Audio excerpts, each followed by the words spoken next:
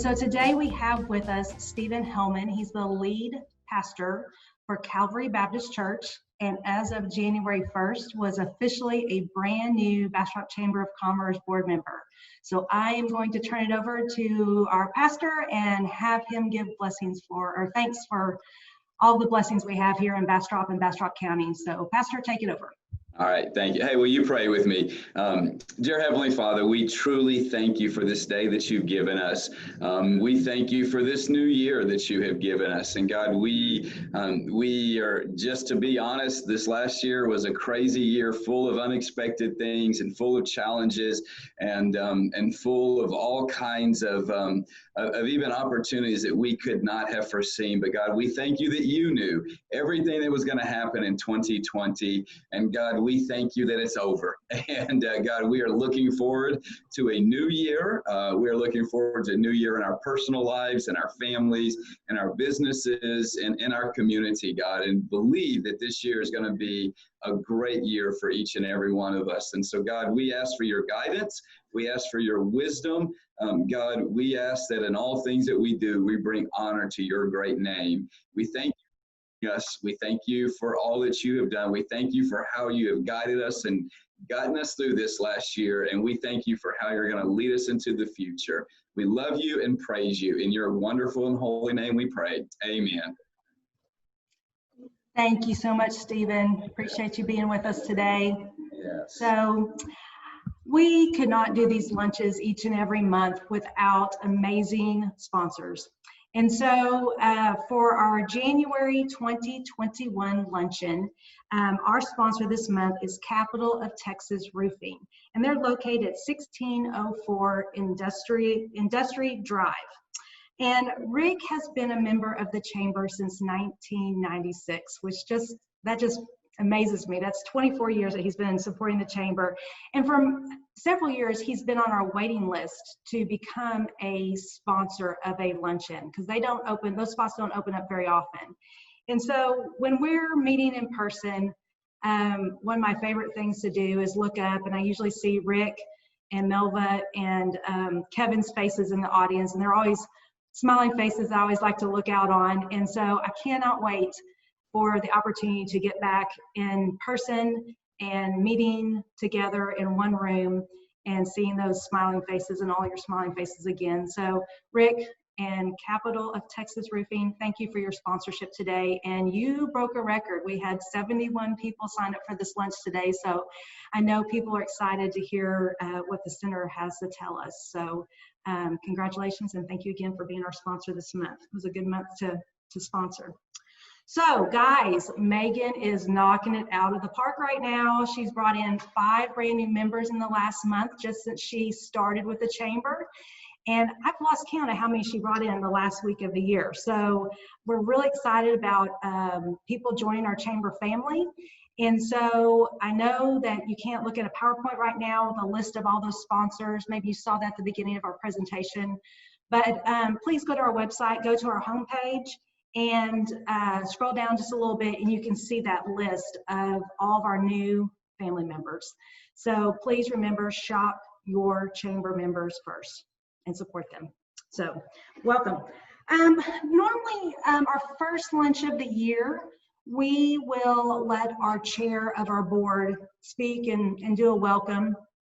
And unfortunately, Lori Tuggle with State Farm Insurance couldn't be with us today because she had a prior obligation. But just to give you all a little bit of history, we had a resignation of our 2020 chair. So our 2019 chair, Kevin Pluckett, with Old Town and Piney Creek Chop House, served an extra 6 months. So he served halfway into 2020. And then Lori officially became our chair July 1st of 2020. So she's actually been serving for 6 months. But when we came up with this solution to our situation, they had no idea what they signed on for. And our board of directors had no idea what they were voting on at the time. But because of the leadership of your board of directors, we felt like we needed to take the opportunity today to talk about what we accomplished in 2020. We feel like you need to know that as members. And so Chris White, our membership and communications manager, put together a PowerPoint that we want to share with you and talk about the things that we actually accomplished this year.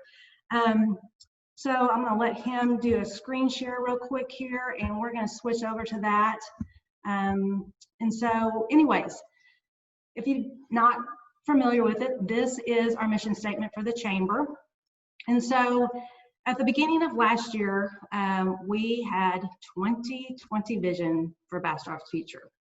So didn't turn out exactly the way we planned. In fact, I looked up a quote by Mike Tyson, and it says, "Everyone has a plan until they get punched in the mouth." And I kind of feel like that's what happened in 2020. And so, but I want to talk about what we did accomplish, because we did accomplish some things, some really great things. So first of all, we kicked off the year with launching our tiered dues system. And that was something that we were going to do in 2019 and really just didn't have the bandwidth at the time to get that done. So we launched that in 2020, and that was literally our saving grace on for our chamber.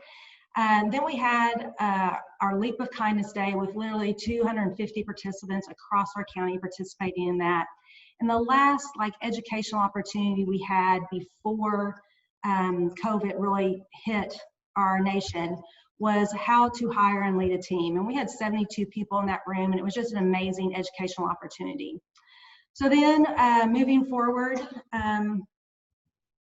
we, in February, before we really kind of had our lockdown, we passed a resolution to support our BISD school bond that was supposed to be in May, but ended up not happening due to COVID. I believe that'll be on the ballot this coming May. Don't know that for sure yet, but things were just going really well. Then when COVID hit and we were starting to close down, your Bastrop Chamber ended up developing and handling a marketing strategy to kind of get the word out about the 2020 census. So, because we had to kind of convert and pivot when we realized that we couldn't do in-person promotions and gatherings to promote the census. So we completely handled all of that social media for the Complete Count Committee for Bastrop County.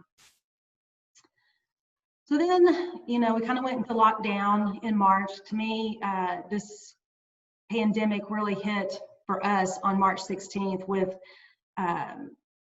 Judge Poppy's ordinance and his orders and everything. And so basically our lobby was closed from March 17th to May 8th. But we immediately pivoted as a chamber, and we created a resource page so that our members had information that they needed about COVID-19.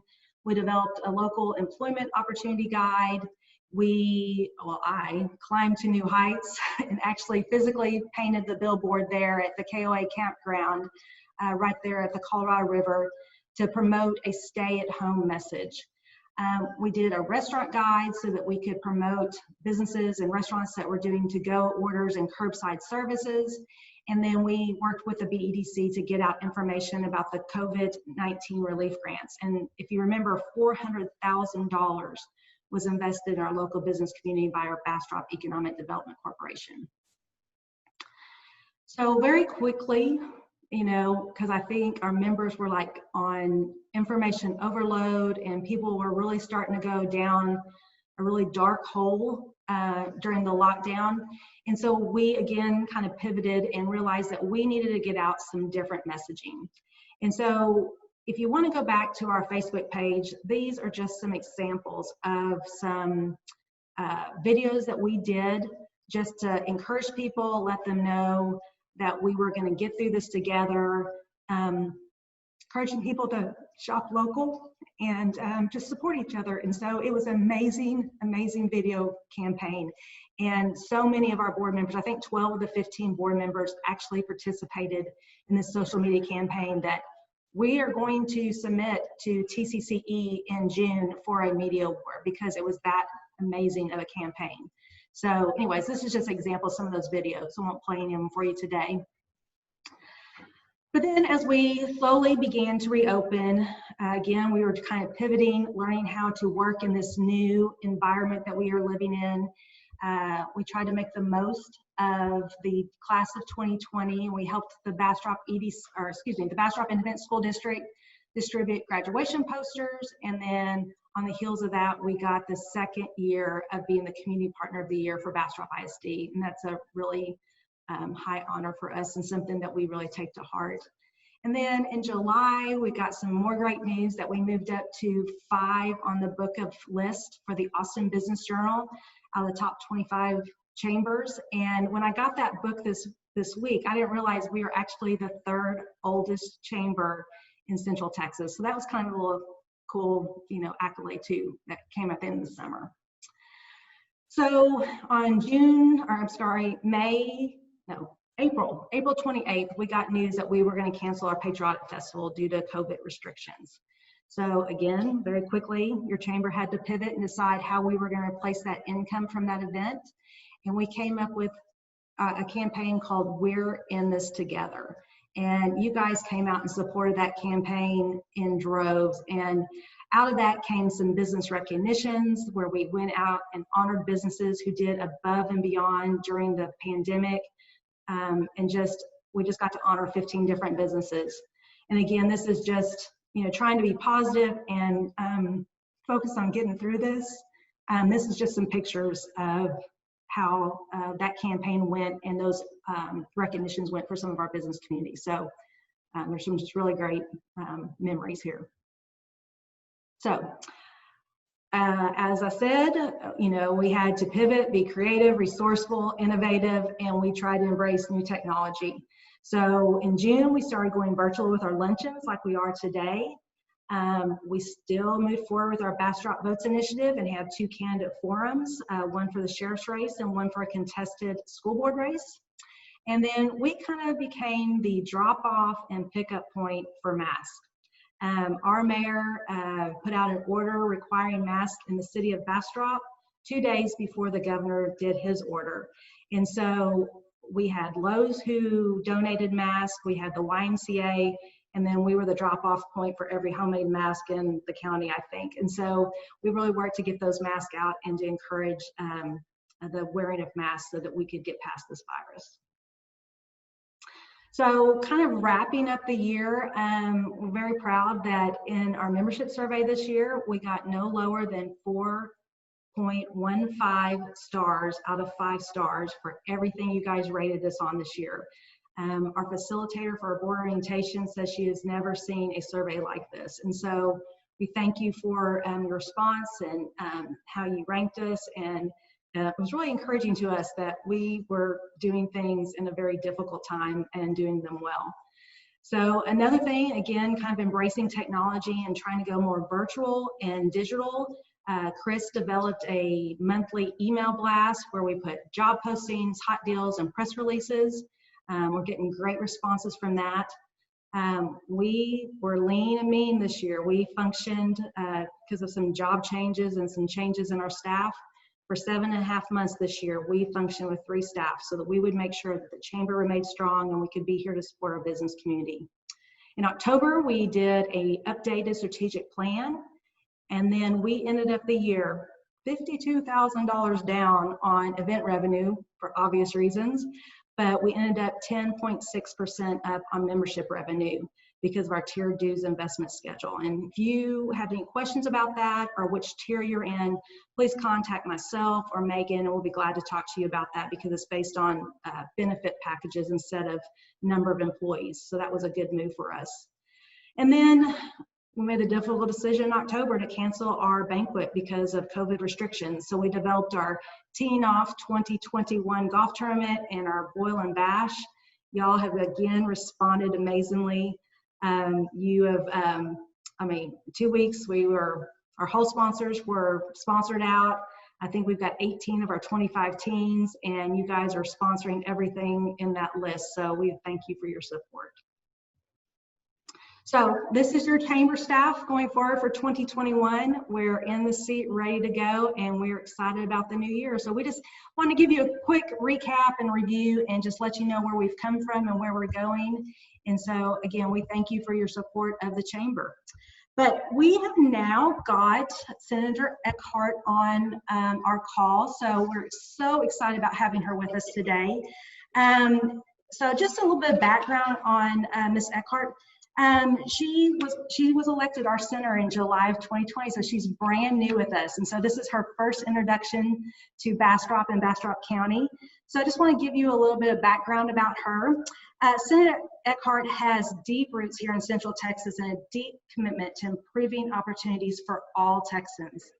After receiving her LBJ, School Masters of Public Affairs and a law degree from the University of Texas in Austin in 1998, Eckhart worked for 8 years as the Assistant Travis County Attorney. And then from 2006 to 2013, she served as a Travis County Commissioner. And from 2015 to 2020, the Travis County Judge presiding over the Commissioner's Court.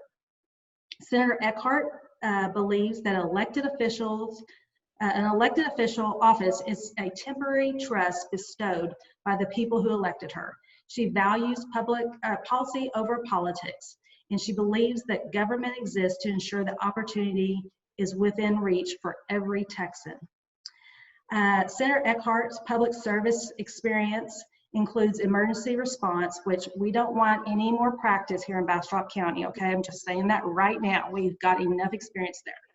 So anyways, but just as a side note, but she also includes experience in healthcare, workforce and economic development, criminal justice, water policy, budgets, and finance. Some of her previous accomplishments include curtailing the spread of COVID-19 in Central Texas through early and decisive regional orders, preserving more than 30,000 acres of green space, building a multi-county collaboration for the preservation of groundwater, maintaining a vibrant construction economy while raising safety standards for workers, and establishing a Travis County Public Defender's Office and instituting jail and arrest diversion programs that support justice and public safety. This is what I love the most, though, and I did not know this about her. Senator Eckhart learned public service from her mother and father. Her mother, Nadine Eckhart, and her father, Congressman Bob Eckhart, served Texans in the halls of the state capitol and the U.S. Capitol. Her daughter, Nadine, is a high school senior, and her son, Hank, is a college sophomore, and inspire her daily to make Texas a better place for generations to come. So, welcome, Senator Eckhart, to Bastrop County and to our Bastrop Chamber of Commerce virtual lunch. We're so glad to have you with us. I am so glad to be here and so glad to be learning from you all. This is a new role for me, and I'm looking forward to partnership with the Bastrop Chamber.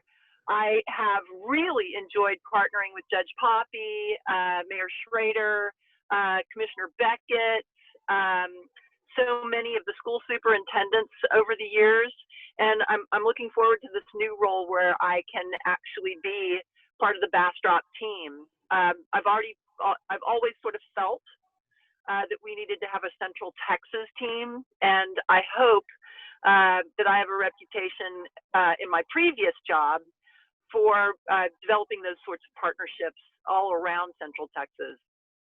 Most of the issues that we face, no party owns a good idea, and opportunity needs to be within reach of everyone. So certainly, you had mentioned the disasters that we've unfortunately had a whole lot of experience with. I suppose the only silver lining in those disasters is that we all know each other pretty well and have built a level of trust that I think is going to be so important to charting a new course moving forward. That's great. So this will be your first session. What things do you hope to accomplish, and what ideas do you have about representing Travis and Bastrop County? I've got some ideas that I want to throw out at you, but also I represent you, and I am your voice, so I want to hear from you all too. Some of the big ticket items, we need to recover from COVID-19, our health and our economy, so that's going to be paramount in my mind. Some of the things that we're looking at are making sure that the CARES Act money that's already been received gets out to the small businesses predominantly, and those businesses that were hardest hit. by COVID-19. Those are federal dollars, but we're about to get another batch of federal dollars. The state dollars, the state revenues are not in good shape right now. So it is probable that most of the financial assistance to recover our economy is going to come from the feds. And one area I think is going to be an area of big bipartisan agreement is on broadband. I know that Bastrop businesses really suffer with some holes in the broadband fabric, and we need to make sure that we really do get a statewide broadband system and an office set up as quickly as possible. Otherwise, we won't be able to pull down those federal funds and utilize them to the best of our ability. So that's an area I really want to key in on hard for the businesses and the residents of Bastrop. Transportation is always a big issue for us. I have a long history in the transportation area, having been the vice chair of Campo for a period of time, and have been on the policy board at Campo for a number of years. So I count Clara Beckett as a tremendous partner in transportation, and I'll keep reaching out to her and to other people in Bastrop about what our priorities need to be there. Another area of big concern for us is water infrastructure. I want to make sure I'm in a unique position that I very much appreciate, representing both a wet county with a tremendous resource over the Carrizo-Wilcox and a dry county that wants to take your water. And I want to be upfront about that I represent both constituencies, and I am committed to finding the right balance. Judge Poppy and I have long been in partnership, looking for ways to bring in the academic world to give us a good baseline and set up agreements in Central Texas with Hays County as well, with Caldwell County, with growing counties to the west, to make sure that we're all preaching from the same hymnal and that nobody is stealing anybody's water. And that's going to be really important, working with the LCRA as well, which has a standing case right now with the Lost Pines Water Conservation District. So I'll stop there with broadband, transportation, and water infrastructure. I'd like to hear from you all what you need to recover from this economic disaster and how I can be helpful. Okay, we will give it just a second for maybe some people to post some questions in the chat box so that we can ask some of those questions. Tell me a little bit more about some of your experience with like disaster and recoveries and stuff like that. I'd like to hear a little bit more about that area, because that's something that's affected us.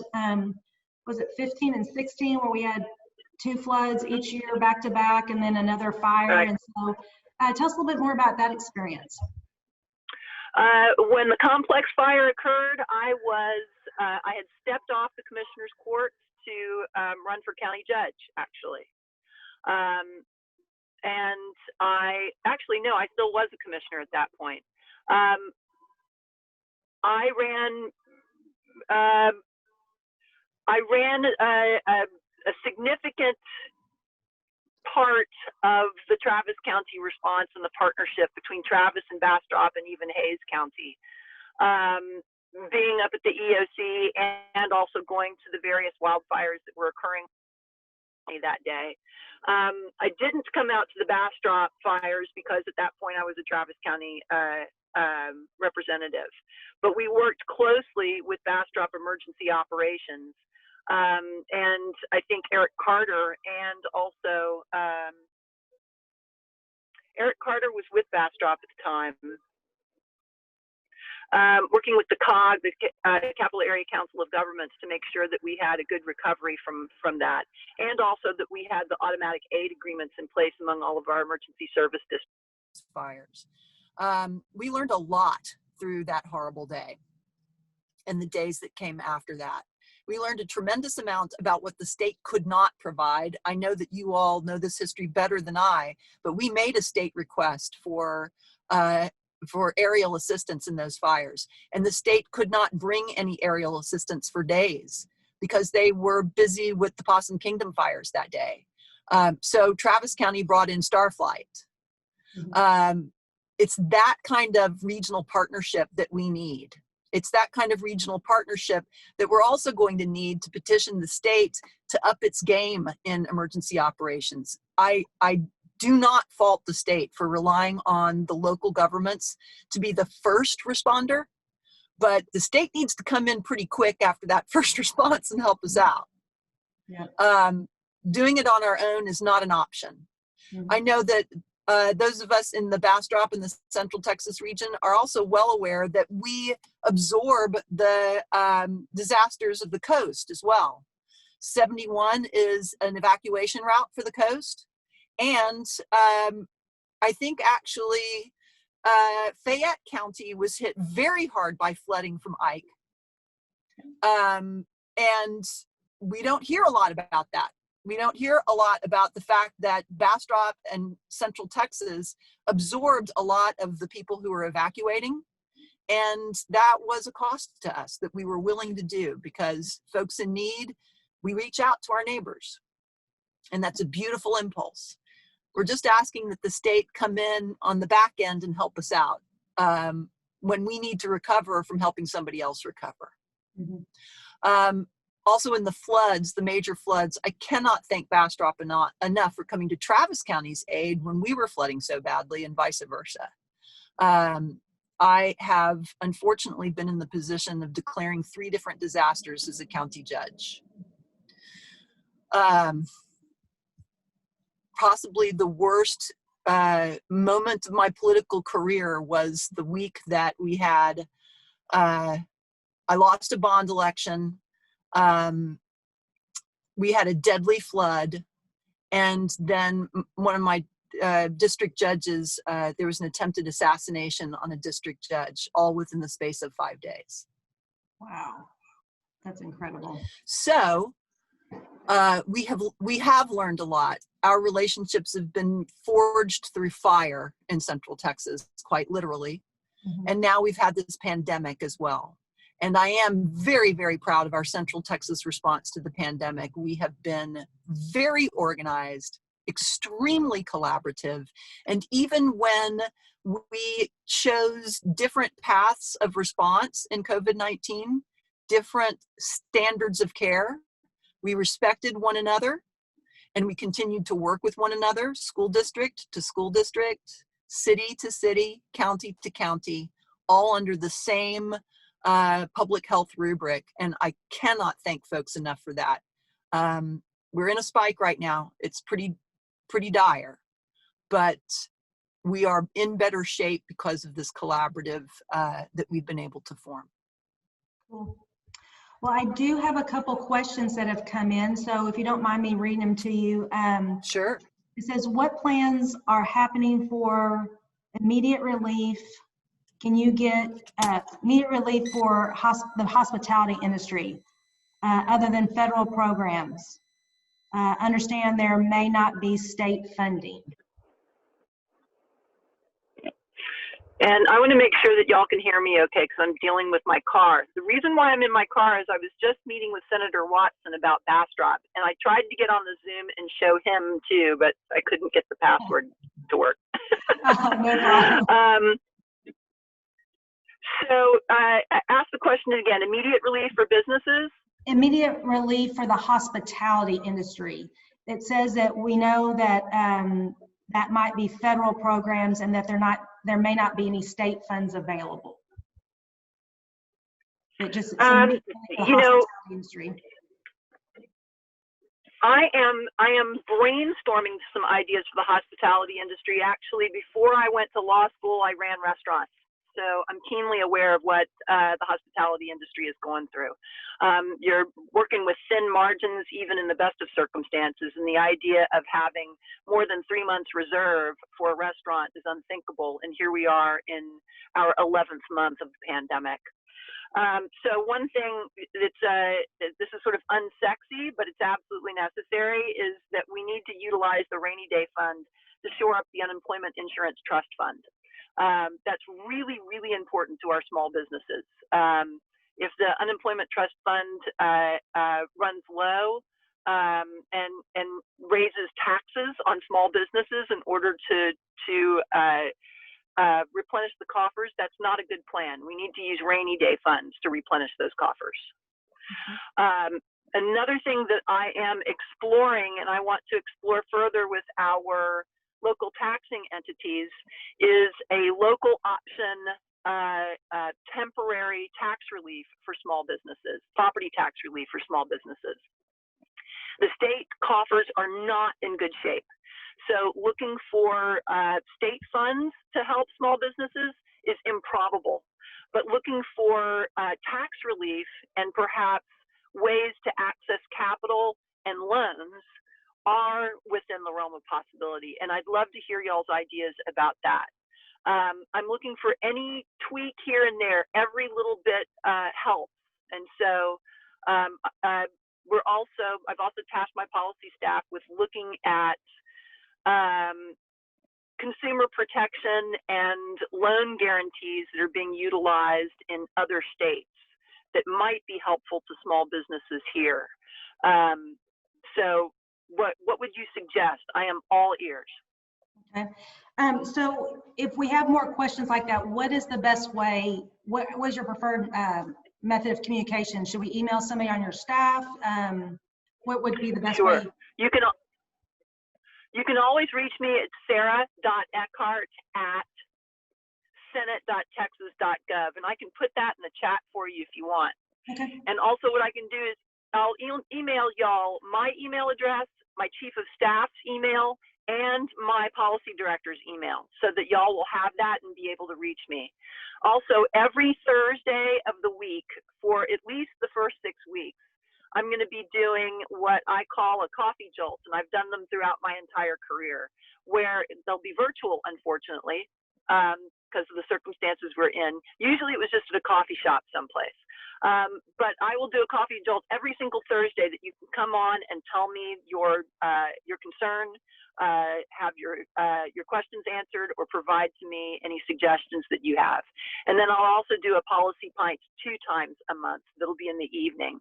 And I do invite anyone to come on those, and I get the best ideas from those.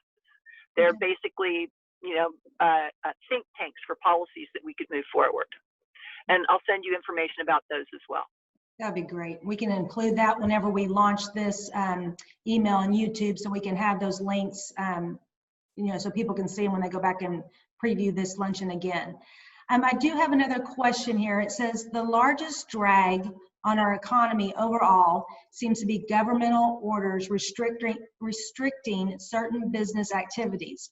What is the state legislature's role in assessing the current level of restrictions, and are there any anticipated legislative action which would address these issues from the standpoint of law? I am a lawyer, and I worked for the county attorney's office for a long time. And also I wrote many of those restrictions on Travis County. So I want to give you full disclosure. What we are, we're operating in a vacuum of a state set level of care, standard of care. And because the state won't set a standard of care, the local entities are having to, and they're having to guess what the state will tolerate. That's not a good place to be from a governmental standpoint. As a former small business owner, I totally get it. Restrictions are really wreaking havoc on our bottom line. But what's worse is the unpredictability.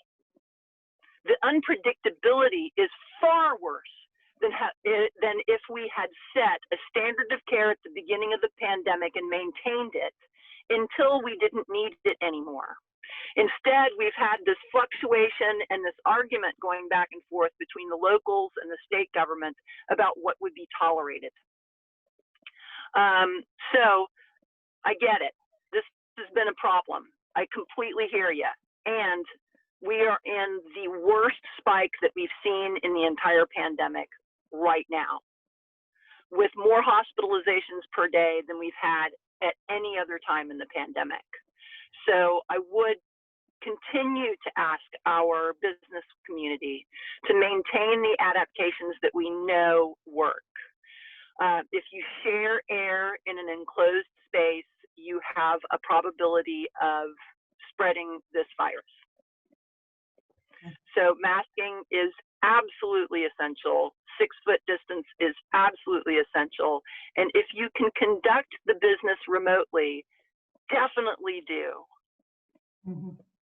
Yes, I don't know where you logged on, but I was kind of given an overview of what we've done this last year. And definitely we've learned that we had to pivot and embrace technology and, do things differently. And like, I don't know what part you came in, but I mean, literally we've distributed just through the chamber office more than 3,000 masks, whether they were manufactured or homemade. So we're definitely promoting the wearing of masks because we want to remain open for business in Texas. So y'all are doing a great job.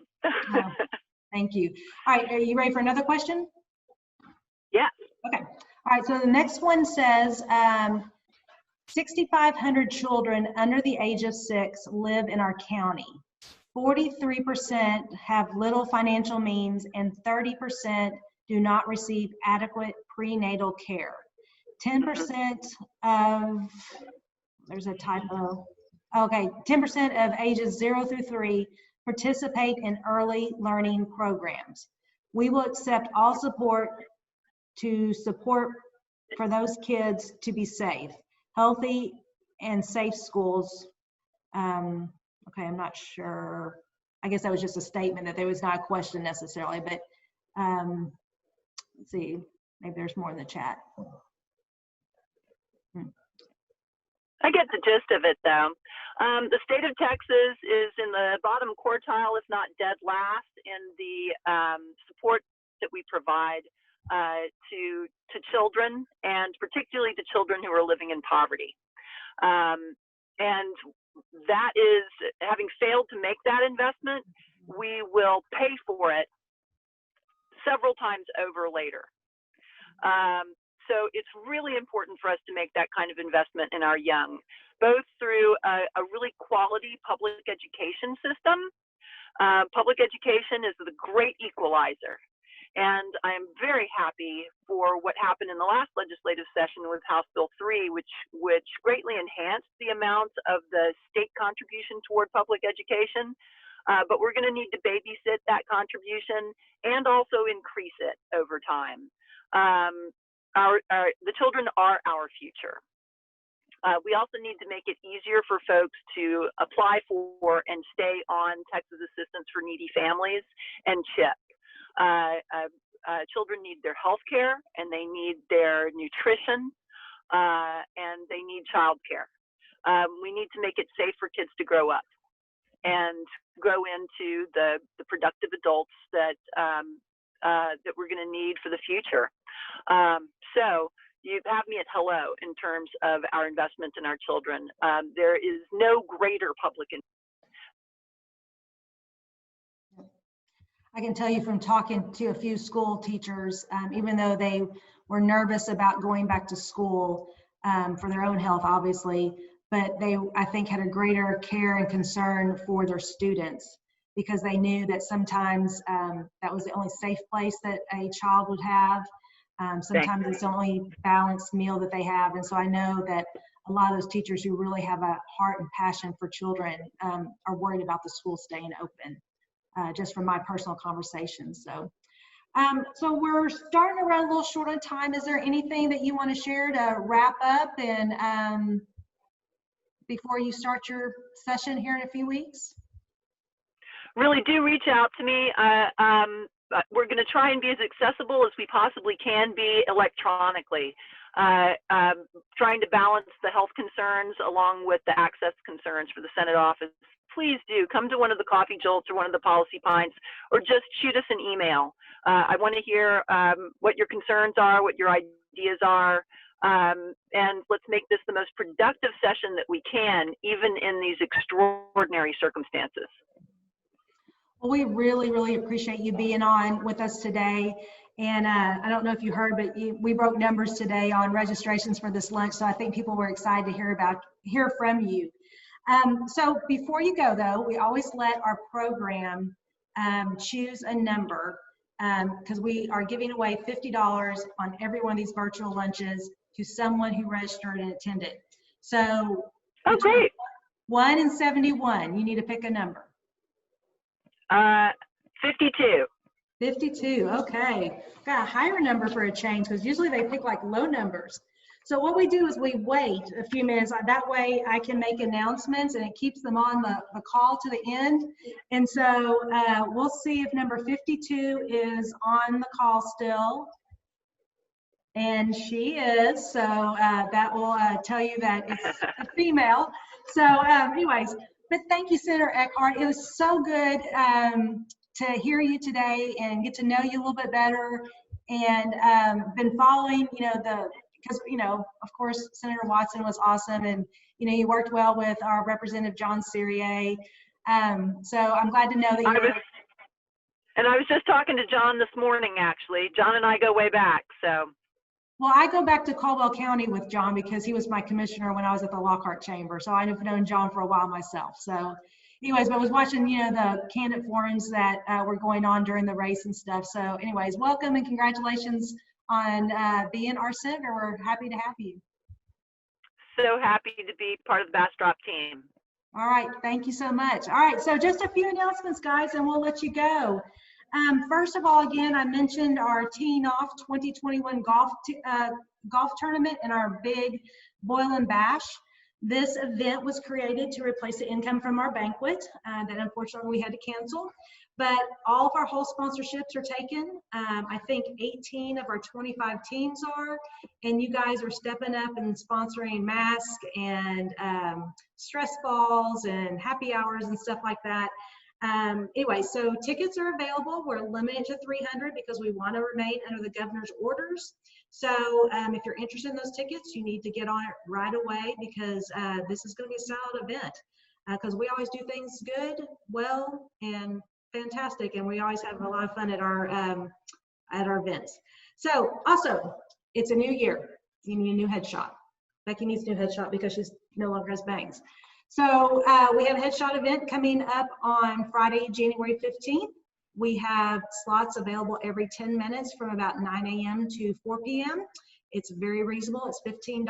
Chris will be taking all those pictures and touching them up and sending them out to you. So please sign up for a new headshot and get that done today because a selfie is not a headshot.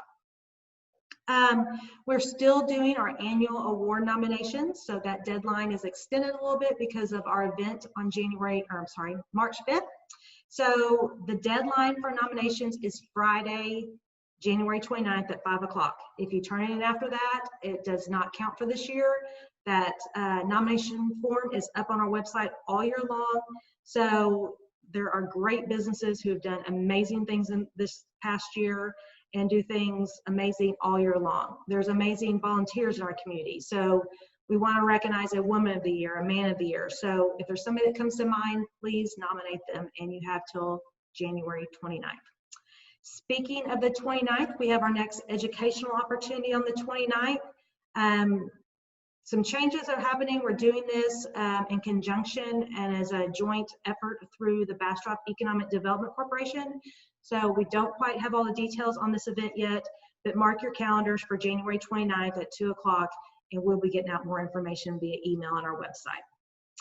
Then also, we are starting new as part of our communication and marketing plan, a spotlight of the week for a member spotlight.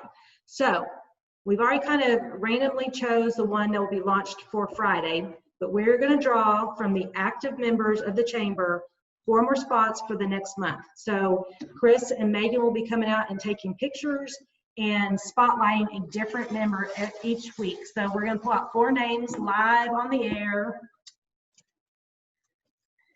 And so our first winner is the Austin Wildlife Rescue. So you will be 1 spotlight in the next few weeks. The second one is the McDade Watermelon Festival. So McDade, we are going to be coming and seeing you. I'm not sure how we're going to do a picture for that one, but we want to spotlight you because I know you've been a member for umpteen years of the chamber here. So The next one is Carol A. Armstrong, CPA. She is a brand new member, so that is awesome. We're going to spotlight her. Oh, wow, this is an awesome one. Piney Creek Chop House, Kevin Pluckett and Patrick. Congratulations, we're going to do a spotlight on you in the next few weeks. So those are 4 upcoming weekly spotlights. So we will get with you and schedule that and watch for your posts on social media. All right, so our last thing is our member-only drawing for $50. And we have Courtney Young. Courtney, we will be sending you a check for $50. I'm sorry, I do not know which organization you represent. Otherwise, I would announce that. But you are going to be the winner of $50. So we will be sending you a check. Okay, lastly, our next luncheon is going to be virtual. It is on Wednesday, February 3rd. Our speaker will be Trey Jobe with the City of Bastrop, and he's going to be talking about the building and permitting process within the city limits of Bastrop. I know there's been some confusion about how that is supposed to be handled and stuff like that, so we want to get information to you and make the process smoother and give Trey the platform here to talk about that and get you that information into your hands so that everything runs smoother for your business. And lastly, meanwhile, have a great start to your new year. We appreciate you spending your lunch hour with us, and we hope you have a great afternoon. God bless.